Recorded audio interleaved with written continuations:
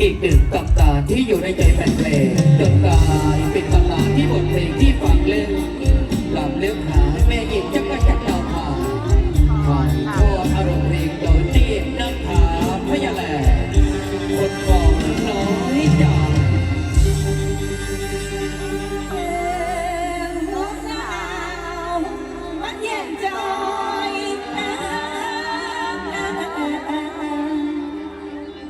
ล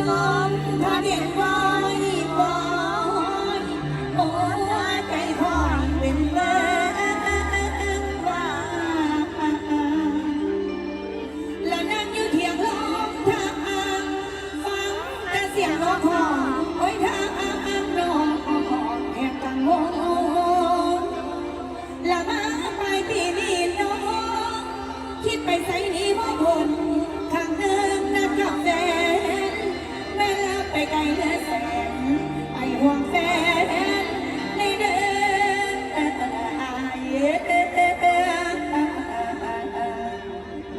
สวัสดีค่ะเนี่ยค่ะบอลลิซ่านครศรีค่ะ